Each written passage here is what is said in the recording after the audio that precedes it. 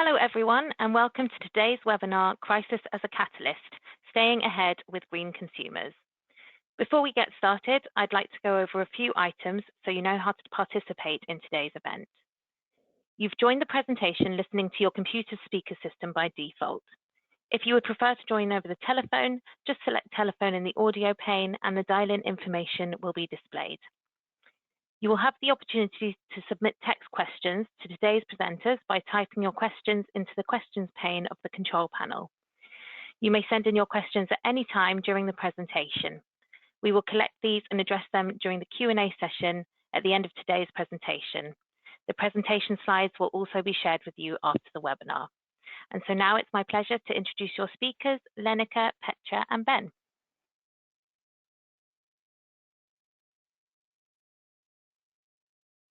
So, hello everybody and good morning.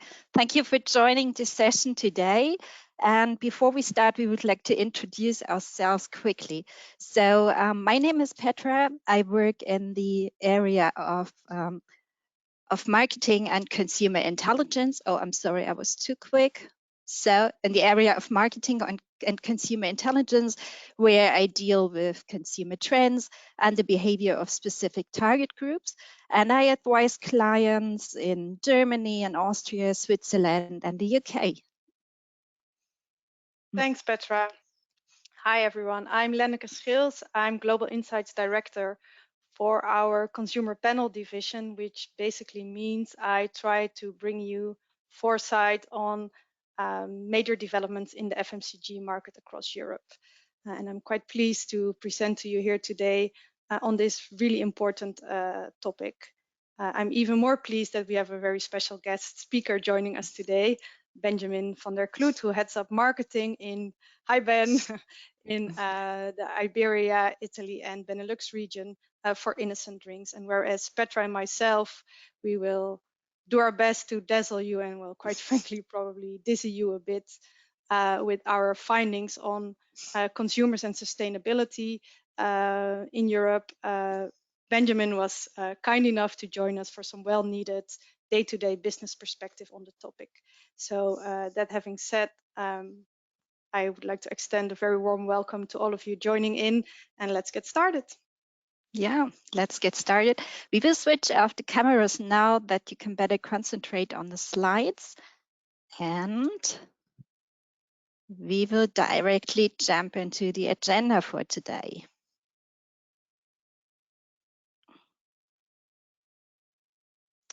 So first, we will show you that the current crisis is a catalyst for the environmental movement. Even if sustainability has been highly relevant for quite some time, the current crisis and the pandemic accelerated the trends towards eco-consciousness. But how does the increasing eco-consciousness change the daily life of consumers? We will look at different areas like domestic appliances, TV, mobility, and FMCG to see if the home is already the green hub. And we will show you that there is still a gap between attitudes and green behaviors of consumers. And we'll show you which barriers companies have to overcome. For companies, however, there's a challenge. While consumers are increasingly considering sustainable purchases on the one hand, they are also skeptical about the claims that marketers make. And so it's important to gain the trust of consumers. And then we are really happy that Ben is here today because Innocent is a company that has been offering products with which you can do something good for the environment and yourself for already more than 20 years. And so he will talk about how to successfully run a purpose-led business. And at the end of this session today, we will give you some recommendations. Our analyses are based on two data sources. First, our GfK Consumer Life study. GfK Consumer Life is a large international trend survey that GfK is already conducting for more than 20 years in more than 25 countries all around the globe. We ask consumers about their personal values, their attitudes, their lifestyle, and we cover the complete life of the consumers. And one part of this consumer life study is our GfK Green Gauge segmentation. This is the segmentation of consumers based on their attitudes and activities in the area of sustainability. And we have a second, yeah. Yes. Secondly, we have our Who Cares Who Does study. It's the second year in a row, which is our deep dive on sustainability in the FMCG area, where we really find out what drives shoppers' concerns, how they act, how they expect manufacturers to act, in which different categories, and quite importantly, it's single source linked to their purchase data. So we also know how concerns are really reflected in brand and category choice. We do this in partnership with Europanel and Kantar, so we cover 23 countries and a quite large base of consumers. So then let's start. Let's take a closer look how current trends in green values are impacting European consumers and what role the pandemic plays. The environmental movement already dates back to World War II, and it accelerated in the 1960s and 70s as the people become more aware of environmental impacts and resource shortages. Even then, the Club of Rome warned of the limits of growth. But while in the past, eco-conscious behavior was often linked to practical needs, such as saving money, saving time, or stretching scarce resources further, environmental awareness has now developed into a core personal value, as you can see here on that slide. In our GfK Consumer Life study, we asked consumers what is really important to them in life. And we rank 57 different personal values. These are values like protecting the family, honesty, or authenticity, for example. And in 21 out of 25 countries surveyed, the importance of preserving the environment has increased since 2016. You can see this on the left-hand side here on this map. So you can see that in pretty much all countries around the globe, the environment got more important. And in Europe, especially, protecting the environment is the number 15 personal value. So there's an increase from rank 23 in 2016 to number 15 in 2020. So the increasing importance of the environment as a core personal value has several reasons. First of all, we all see the effects of climate change, burning rainforests, plastic in the oceans, droughts, just to name a few of them. And all this makes the destruction of the environment and the effects visible for everybody. And we see in our GfK Consumer Life data that climate change and environmental pollution are social concerns that have risen dramatically in recent years. Climate change is the #1 concern in many European countries, and environmental pollution remains steady as our #2 concern in Europe. And second, COVID is most likely a catalyst for this environmental awareness, because according to scientists, the destruction of intact ecosystems and climate change also increase the risk of spreading novel viral diseases such as COVID-19. And people also noticed last year that the air pollution was lower and they enjoyed the clear air. Many people have started to question their behavior. The pandemic has led people to rediscover and appreciate nature over the past year as a retreat and a place to escape. And this has also been reflected in the consumer behavior. Nature products have developed very well this year, and they are still. So environmental awareness is no longer a niche, but has arrived in the mainstream. And not all eco-conscious people tick in the same way. So this makes it necessary to differentiate consumers based on their sustainability attitudes and activities in order to target them with the right products and services. Already a decade ago, GfK developed the green gauge segmentation. This is a true global segmentation of consumers with globally comparable results. And our clients use this segmentation to help them make decisions on eco-related marketing, targeting, and product innovation. So let's have a look at the segments and the consumer groups, or some of them. So first, the group of consumers that is cynical, skeptical, and sometimes even looks to deride the environmental movement is on the decline. We call these consumers the jaded, and you can see here that this group declines by 5% points. These are consumers that make purchase decisions rather based on cost and convenience than on environmental impact. In 2020, the greenest segment of the population, we call them the green indeed. This segment grew in size by 2% points in Europe. These people are active in environmental thought and action, and more often than other people, they recycle, they conserve energy and water to take environmental protection into consideration when making purchases. And however, and I think this is especially interesting, there is a segment that we call glamour green. And this segment that shows the strongest growth in the last year. So for people who belong to this segment, green is something like a badge of honor or even a status symbol. They are eager to showcase eco-friendly behaviors and purchases. And especially the Gen Z can be found in this segment. And this shows very well that eco no longer means shapeless clothes and tasteless food, but a really new coolness. And it's the Gen Z that mobilizes for the climate crisis. Young people in particular are very concerned about climate change, and the digital communication gives them an advantage as they fight for the environment.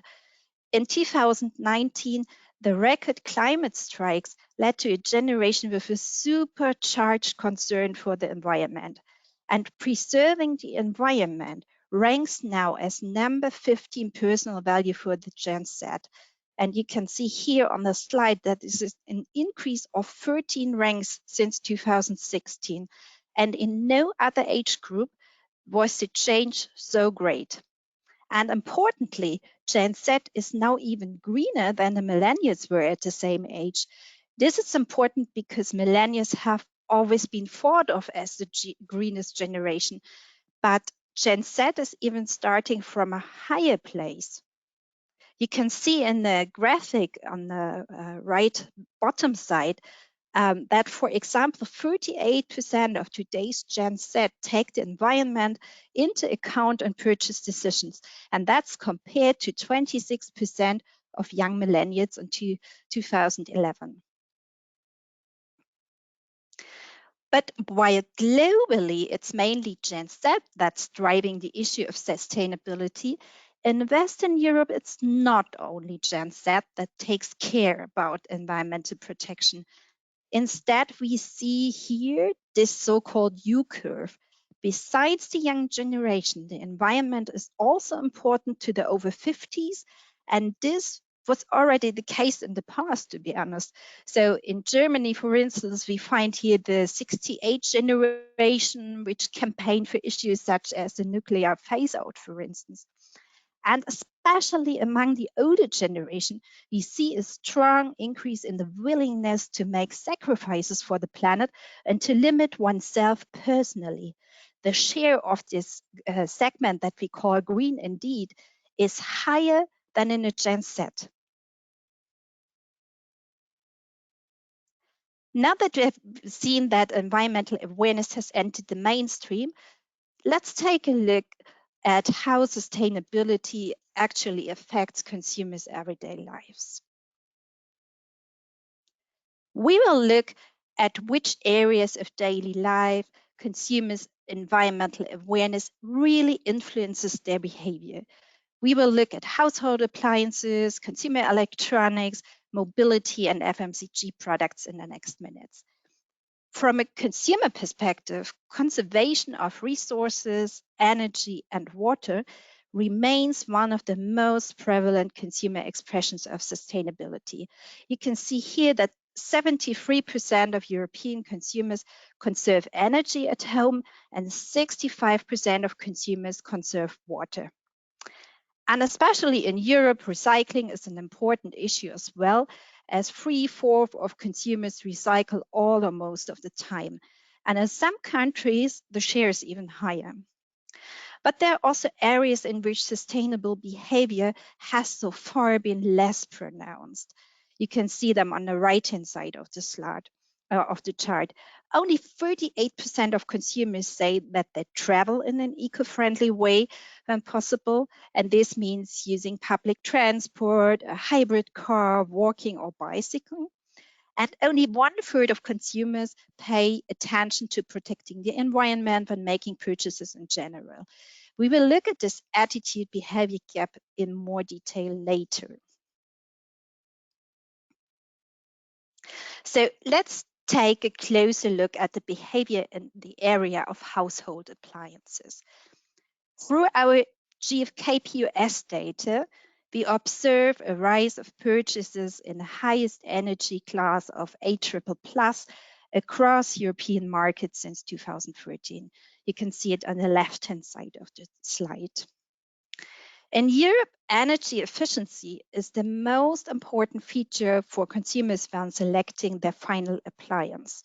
About 2/3 of consumers pay attention to energy efficiency when they buy a dishwasher, a fridge, or a washing machine.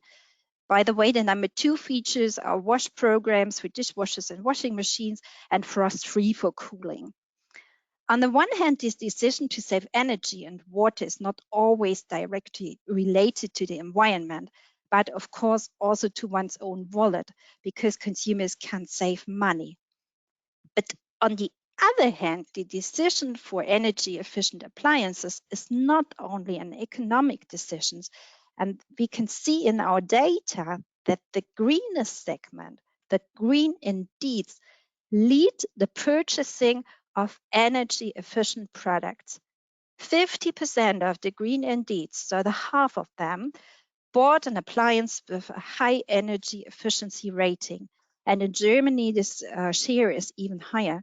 So this shows that buying an energy efficient household appliance is not just about saving money, but also about protecting the environment and using resources sparingly. In other areas, energy efficiency plays a lesser role. Here we cover the area of TVs as an example. For TVs, the highest energy efficiency class hardly plays a role in sales. You can see it here in the bars on the upper left-hand side. The market share in the A+ class has been quite stable for years. And only 24% of consumers say that energy efficiency is an important decision criterion when buying a TV. Instead, people want devices that offer them a richer experience. So display quality or smart TV online access are more important for the purchase decision in this area. So we can see here this example that people balance their personal needs and eco-consciousness. And another aspect may be that people also need to have the feeling that sustainable behavior has an effect. And in the area of TV, many people probably believe that not much electricity can be saved by an energy efficient device anyway.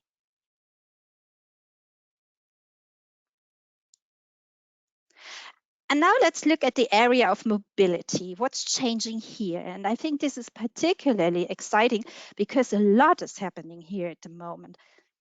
For many people, cars are still indispensable because public transport is not yet developed well enough and because cars offer a certain convenience. For years, classic combustion engines have dominated the market and cars have even become ever larger. So brands like Tesla have proven that electric cars can be cool, and many major manufacturers are following with exciting new models at the moment. Already 52% of Europeans consider an electric engine for their car. And in our greenest segment, the green indeed, it's even 55%. But there is still a gap because only 1% of households actually own an electric car. We expect that the share will rise in the next years because the EU defines even stricter limits on CO2 emissions from new cars, and the car industry is being pushed to develop new models. In many countries, there are financial incentives for buying an e-car, and the charging infrastructure is being steadily expanded. And this will lead to increasing market share of e-cars in the future. And now I would like to hand over to Lenneke, who will talk about how eco-consciousness affects the FMCG business. Thanks, Petra. So we've seen now that sustainability has a major impact when it comes to these big ticket purchases or these long-term investment areas. But what about those hundreds of micro decisions we take each week on what foods and drinks to consume or what kind of personal and home care products to buy? Well, frankly, here we see sustainability also being really high on the shopper radar. And in this realm, it's really focused on avoiding plastic waste. We see for some years now that plastic waste is really the top concern in the EU, and it's still rising. And it's not only the concern that's rising, but it's also the willingness to act that's increasing with it. In Europe, about 24% of Europeans classify as what we call eco-activists, or those that are actually really willing to take real measures to cut down their plastic waste. This is well ahead the global average of 20%, which is again ahead of last year's average. And importantly, within Europe, Germany here is really, really leading the way.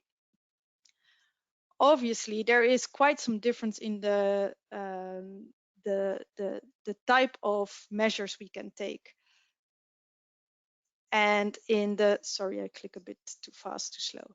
And in the level of widespreadness of these measures. So if we look at some that have been more commonly adopted, it is bringing your own bag to the store when you go shopping. It is taking your own bottle when you go out for water. And about up to 60% says they are willing to choose a refill pack when it's available. Interestingly, if you look at these top 3 avoiding behaviors, they also have somehow a small, be it, but still financial incentive. There's some savings to be made here attached to them. If we look at the more behaviors that have to do with like real product avoidance, we as expected see lower numbers here. So avoiding buying drinks in plastic bottles or making sure that any product that you buy is not packed in plastic. These numbers are much lower, but also frankly, there's not always a viable alternative. And if we then zoom into these eco-activists that we see, obviously they are much more likely to avoid buying products packed in plastic. But also, and this is quite important, especially in this area with all these micro decisions going on when you go to the store, they are looking for recycling labels much more than the average shopper. And recognition here is really key, findability of these products that somehow make sure they are using or avoiding less plastic. Next to that, these eco-actives, they are also looking for alternative ways in different areas of life. So it's not just plastic. They are more likely to share goods with others. They are more likely to recycle clothes, and they are willing to leave the car.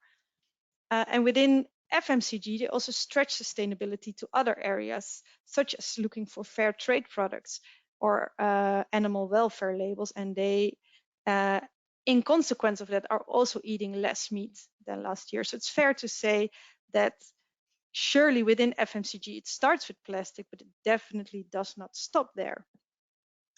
And then what would you expect for the near future? If we look again to these eco-actives and the solutions, the sustainable solutions that they have high on their wish list, more than others, it is actually the availability of organic products, carbon neutral products, those that use less water, it's refill systems and local products that are higher on the list. So we definitely expect to see an expansion of sustainable practice in the area of FMCG.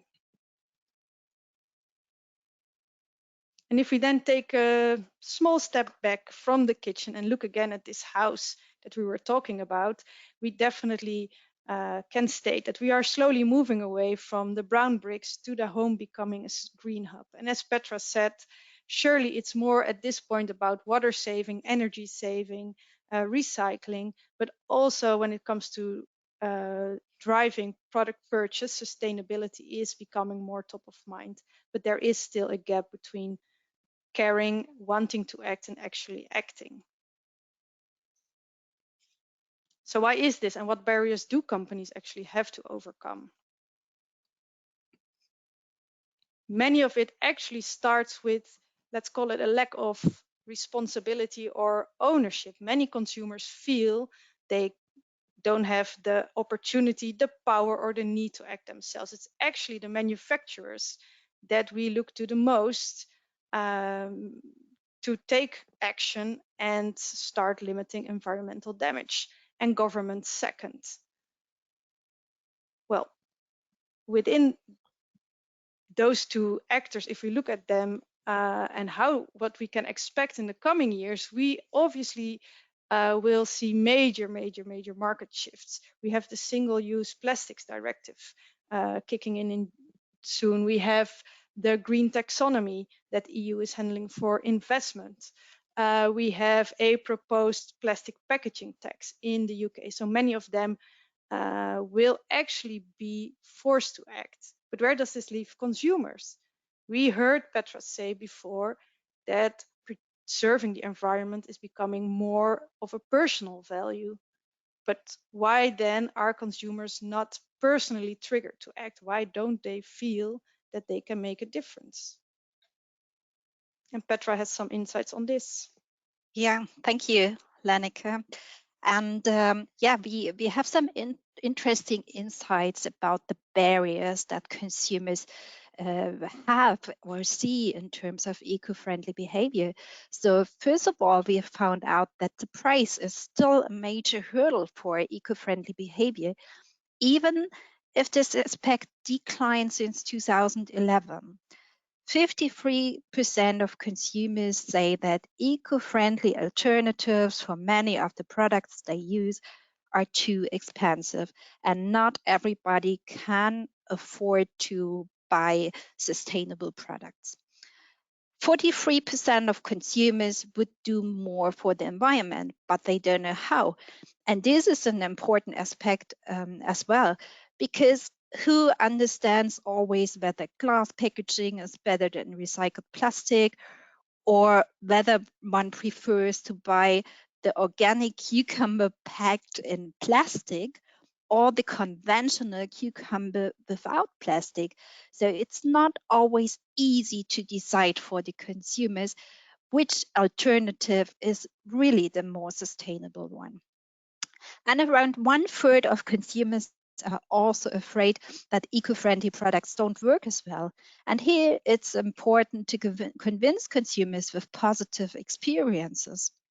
And furthermore, 20% of consumers agree that they are too busy to make their lifestyle as eco-friendly as they want. So we know from our studies that people really want to act sustainably, but convenience is an important aspect as well. Eco-friendly offers must be easy to use and fit the consumer's lifestyle. And if we then know that affordability is an issue, we know convenience is an issue, and information is an issue, it is vital that we start in areas where consumers and shoppers feel they can make a true difference.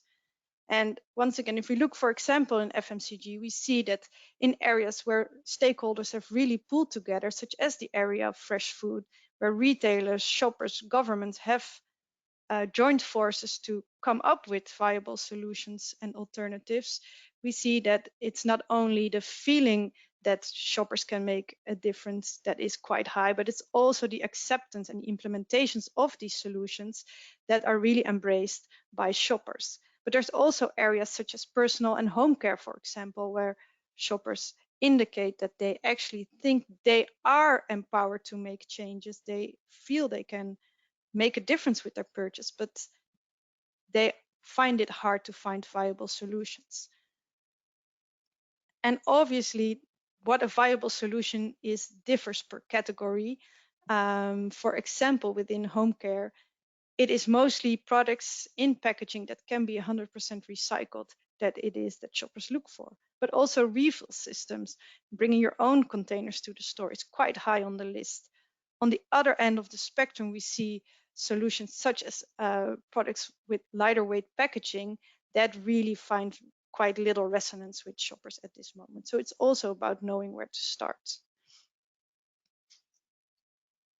But it is a fact that these barriers, we need to come together and start to one by one break them down, because if these eco-actives will keep growing as they are doing now, by 2025, which is not even that far away, they will make up 40% of global population share. And they will represent a whopping $860 billion in FMCG spend. And that's just FMCG. So imagine what else. So it's not only a green imperative we see here, but it's also, quite frankly, an economic one as well. But how can brands stay ahead of the game and really drive the agenda? And how great is the trust in brands?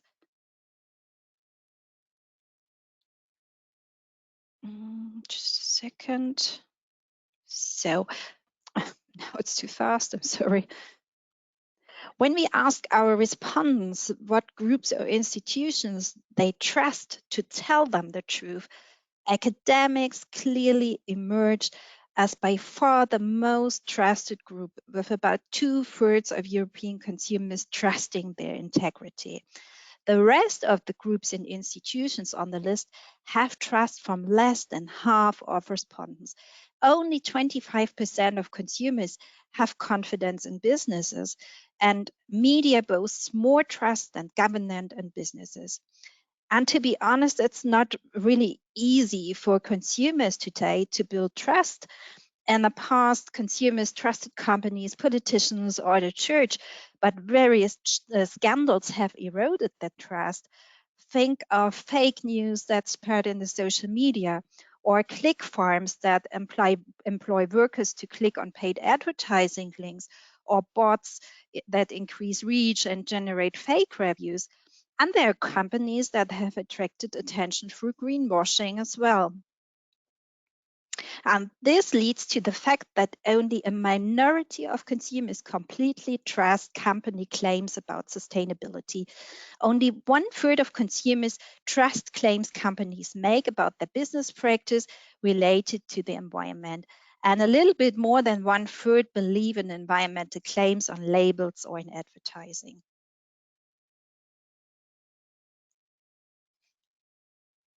And maybe this is also why doing good lingers so little with consumers. If we look globally, only 22% of shoppers can actually name a brand that does a lot to reduce plastic waste. And in the EU, this is even lower. Well, luckily, the more involved shoppers get, the more their brand recall will increase. And when we're talking about trust and consumer perception and doing good, luckily we have Ben on board to shine his light on how they put this into practice at Innocent. So take over, Ben. Thanks very much. Let me see if I can flick to the next slide.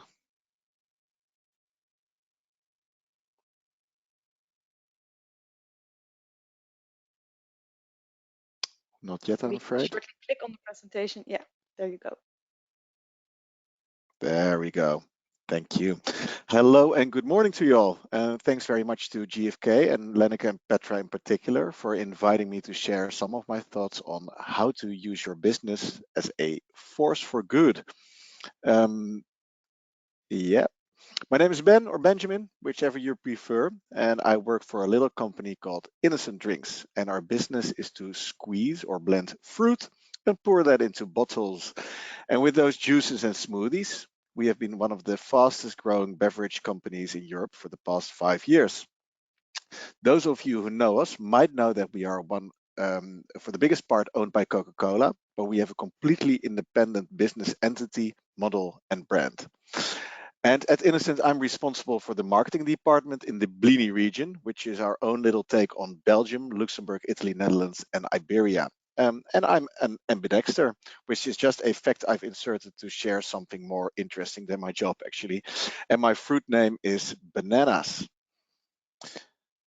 Because at Innocent, we all have fruit names. Even our CEO, Douglas, in the top left corner, who calls himself the chief squeezer. And I guess we don't sell much more smoothies because of this, but it's just a bit nicer to receive an email from Leonardo da Vinci or elderberry.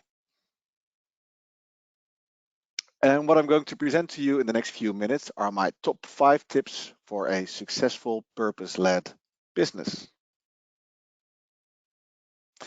Top tip number 1 is be in it for the long run. And I mean this twofold. Firstly, a company purpose is or should be the why of your company. It's what gets you out of the bed in the morning and drives you to great results. Often it's something big and ethical that you would like to solve, like an act against pollution, a fight against slavery, or a step to fight climate change. In that sense, you could call it your dream to change something in the world for the better, which you might even never accomplish, but probably not so within a few years.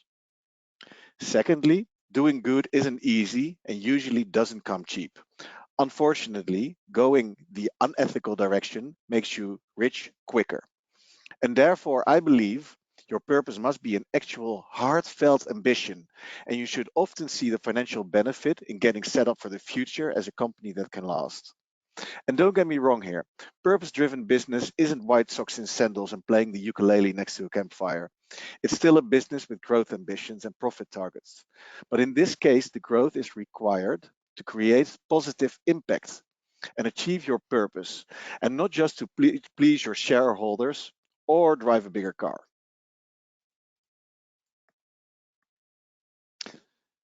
And when you embedded this purpose into your organization, and so all in decided to be a force for good, prepare for a big struggle. Because it's especially those good intentions that will highlight the constant tension between your purpose and your profit, which you need to scale your business and so amplify your impact of goodness, and the tension between people and planet as they are often in conflict with each other. An example on this I often like to share for that is the topic of organic.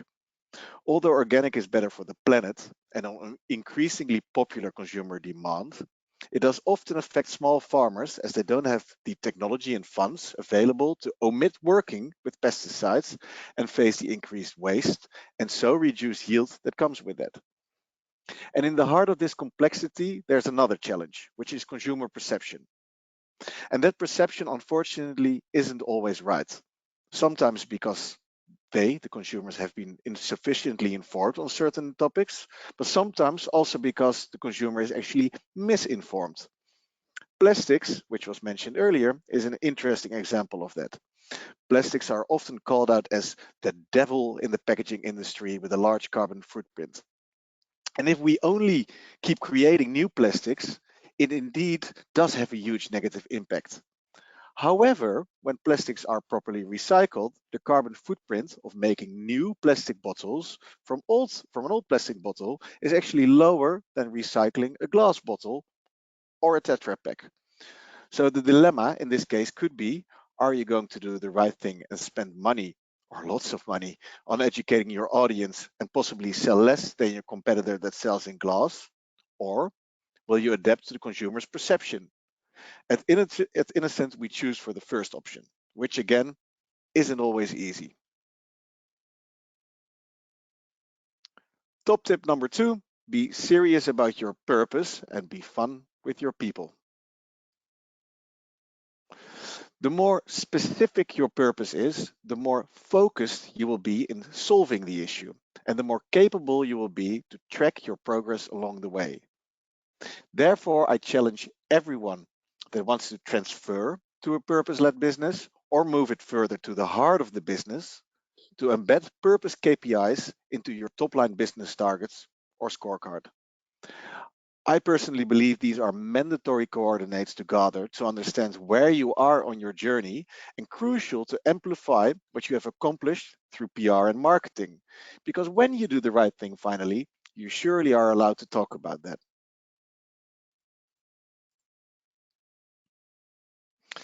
But like I said, it's not all about being serious. It's so much about having fun too. And I want to share a few examples of how we do this at Innocent. And this is us at Innocent during our annual Nature Weekend getaway. And here where I point the arrow at, it's me. And this here in the right bottom corner is our board of directors dressed up as a group of lifeguards. At Innocent, we spell our board with BORED, which I guess already says something about our level of hierarchy and the informal culture we have. Excuse me. We're going 2 slides ahead here. There we go. This is us at our London office. At Innocent, we actually all dress like we want to. There is no business appropriate or no business inappropriate.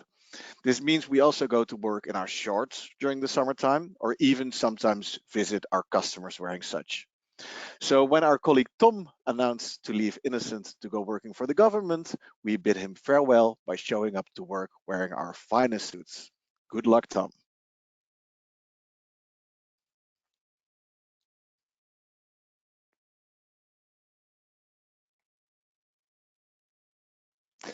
And why not take such personality to your products, as your packaging often allows you to have a little fun as well. I promise you that showing this human side of shits and giggles will be loved by your drinkers, as long as it fits with your people and your brand. And lastly, be conscious that non-regarding how much fun you create at your office, you remain very clear on where your home is and where work is. And that's to get the best from your workforce, you are responsible for people's work-life balance. And I strongly believe that this heart of purpose and shell of fun and personality is such a powerful combination to become a successful force for good.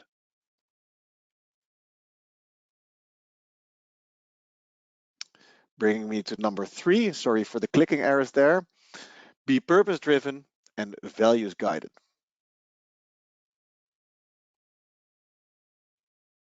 So, in conclusion, your purpose is your driving force and sits at the roots of why you do what you do.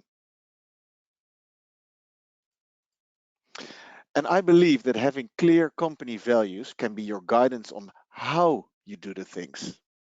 At Innocent, we use our values as recruitment metrics. We use them as a set rules of behavior and as leadership capabilities where we evaluate ourselves on. So if the purpose is what brings us together, it's the values that make us work well together.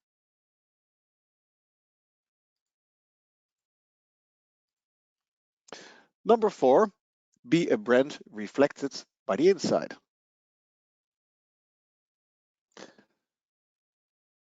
I mentioned that this brand personality or sense of humor should fit with your brand. And to take that further, I believe a brand personality works best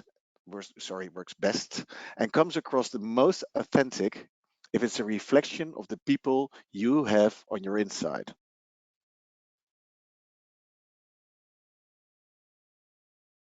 Apologies. So at Innocent, our brand is a reflection of where we as employees come from, who we are, and how we behave. And we can keep this consistent as we also recruit on people with similar values. And as a result for Innocent, our collective personality is, and hopefully always is reflected as, honest, natural, playful, and unexpected. But let me be open about a challenge of this strategy. Because we as Innocent employees generally are responsible people. We tend to care about lots of different topics. We have people caring for the well-being of other people, whether that being in the area of inclusion and diversity, in the area of elderly loneliness, or caring for helping the world's hungry.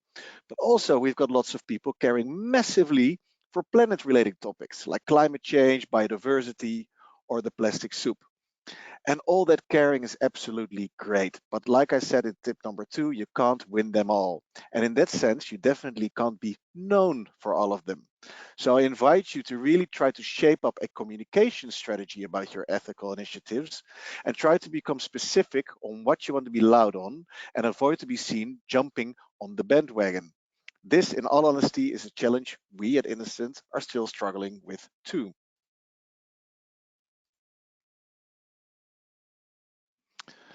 And last but not least, number 5, become a B Corp.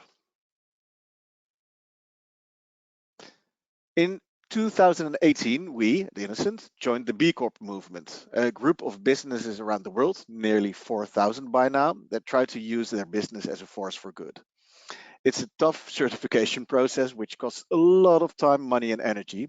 But given the fast growth of this summum of business ethical certification, I'm happy to see we are really gathering a collective of companies that are in it to make a change.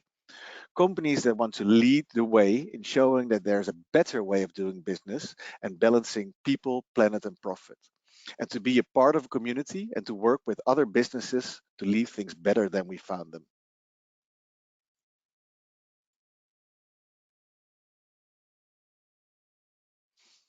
And this is definitely not an overnight job.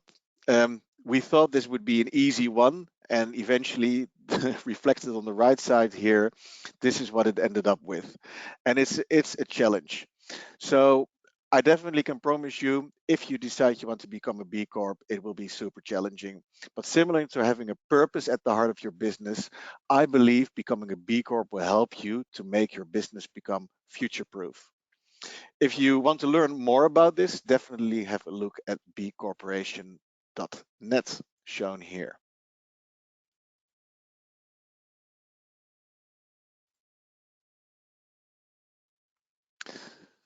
These were very briefly my top 5 tips on how to become a successful purpose-led business and grow that so needed consumer trust.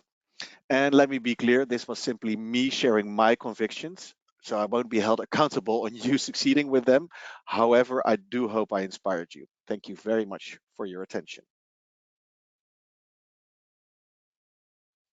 Thanks a lot, Ben, for this quite insightful tips. And while we have talked about green motivations, we've talked about green generations, the green home, green trust, and we got a sneak peek into, let's say, the kitchen of a B Corp. I think it's time to round off with some recommendations that reflect all that we've seen today.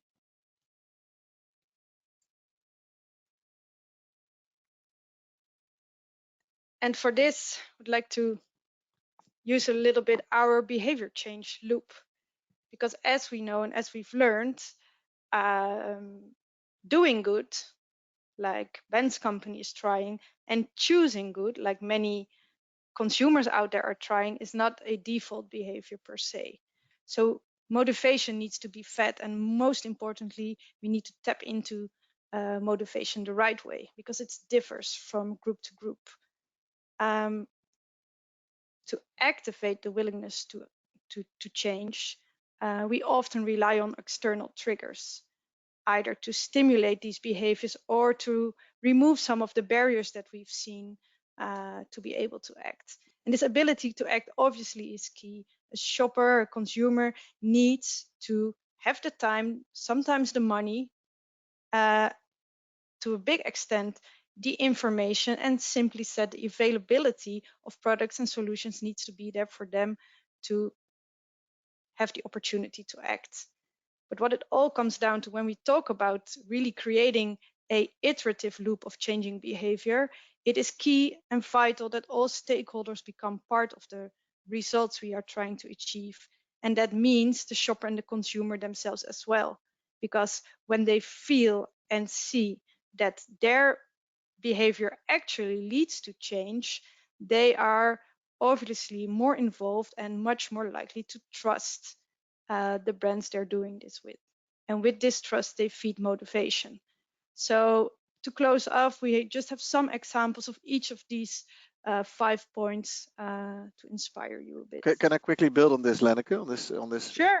slide, previous slide? Yeah, that Please. one. Because I think what is truly interesting at the moment is that we have momentum on this motivation. Being green is cool. We're in this new hippie area where being sustainable is actually the right and the cool thing to do. So if the intention from the business is righteous and people don't know that but feel that when it's righteous or not, then you can gain that trust quite easily at the moment. Not as trickery, but actually to get people motivated to climb on board and do the right thing together with you. So I really encourage all companies that want to move in the direction, do it from the right heart, and you will see that actually the benefit right now is paying off quite quickly. Yes, Yeah, exactly. thank And this you. Just working go ahead, together. Lenneke. Yeah, this trend, like you say, like acting together in a transparent way, and also being honest about, like you say, the bumpy road. It will make sure that much more consumers are willing to jump on the bandwagon with you, and have patience as well, and understanding that the road there is long but achievable. Go ahead, Petra. Yeah, thank you. And yes, it's definitely right what you said, Ben. We see that the motivation to be green is definitely changing at the moment. And one interesting target group in this point is the Gen Z, because it's in particularly the Gen Z that is redefining what it means to be an environmentalist. While for the boomers, the older generation, it's above average important that companies use eco-friendly materials or ingredients. For Gen Z, this is not enough. So their image consciousness drives their, oh, I'm sorry, a bit too fast. Could we go back? No, wrong direction. So now we have the right slide. So the image consciousness of the Gen Z drives their need to belong, and they choose brands they want to be seen using. Through their eco-friendly behaviors and purchases, they display their status, and green is a badge of honor for them. So to address them, products should send signals that explicitly communicate eco-friendliness, and the product should align with the needs of their busy, mobile, and tech-savvy lifestyle. And sustainable products should also be offered via shopping channels that are used by the young target group, and therefore simplify the access to the products as much as possible, like social media shopping, for instance. An example is Apple. Apple offers users the possibility to trade in or recycle used devices, and they encourage owners to do one last great thing with their device. And this is an example that resonates very well with the target group.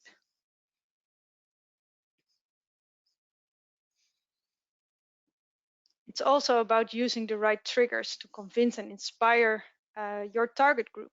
So this can be triggering positive experience, like BMW's electric Mini, which is all about like this coolness, this sense of fun.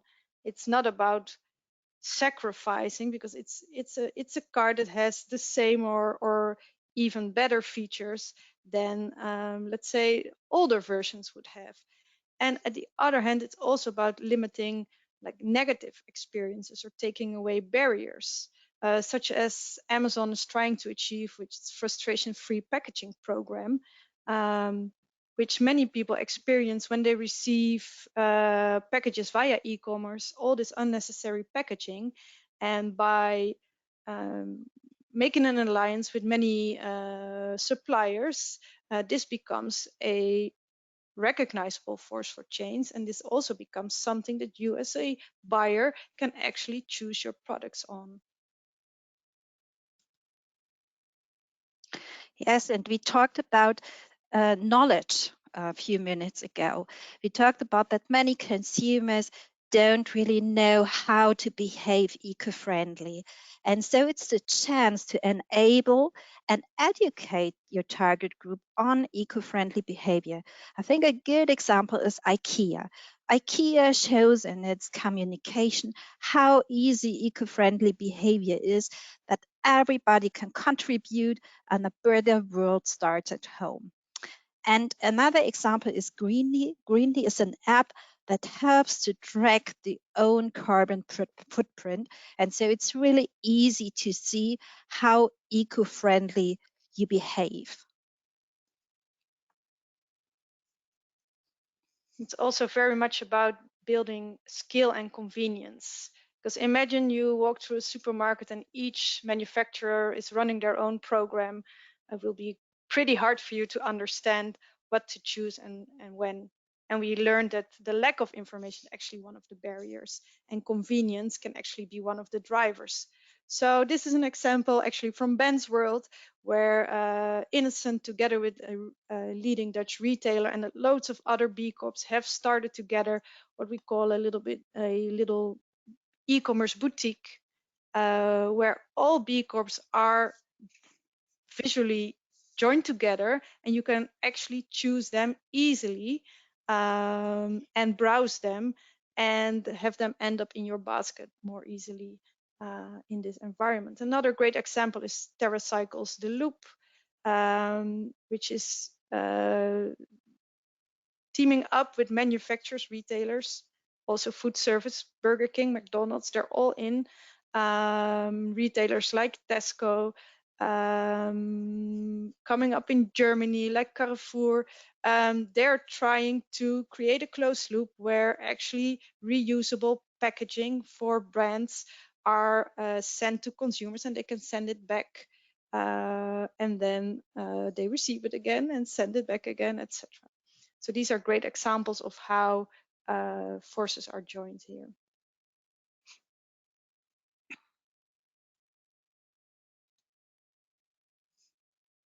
But also be prepared for market disruption. E-convenience at play.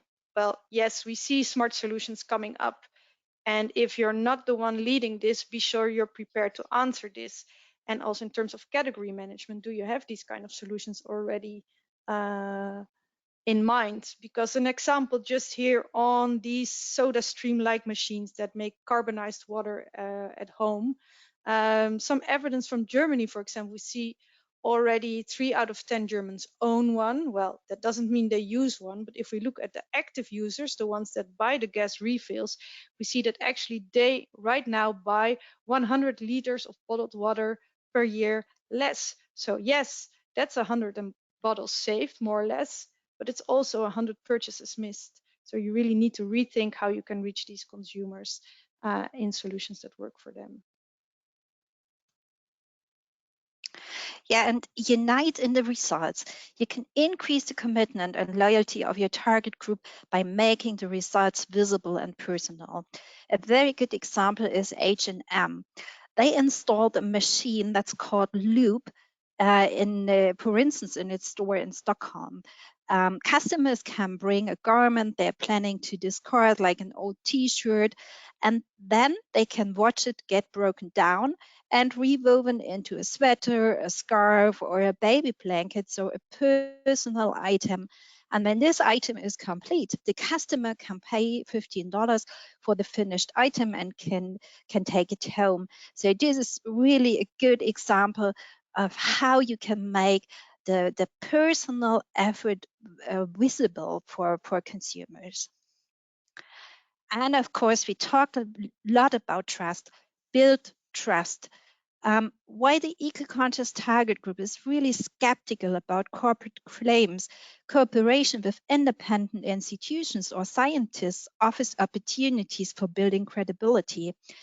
Adidas, for instance, is a founding member of the NGO Parley for the Oceans and has developed a ready-made garment from ocean plastic together with this organization. And Elon Musk shows that sustainability is really important to him as he donates $100 million for new carbon capture technologies. So finishing off for today, we've seen this behavior change loop, that the road will be bumpy, like Ben said. So please, if you will, take some of his tips to mind. But we can definitely conclude here that choosing good is a consumer behavior that is here to stay. If you are interested in more information for your country or your industry, your category and your brand, we do have 2 reports up for purchase. It's our Who Cares Who Does reports for FMCG, where we go deeper into the motivations of FMCG shoppers, the actions they take, they expect manufacturers to take, their takes on naturalness, their takes on recycling, and most importantly, we link the survey to our purchase panel data, so you can see directly the impact of their concerns on brands chosen and category buying behavior.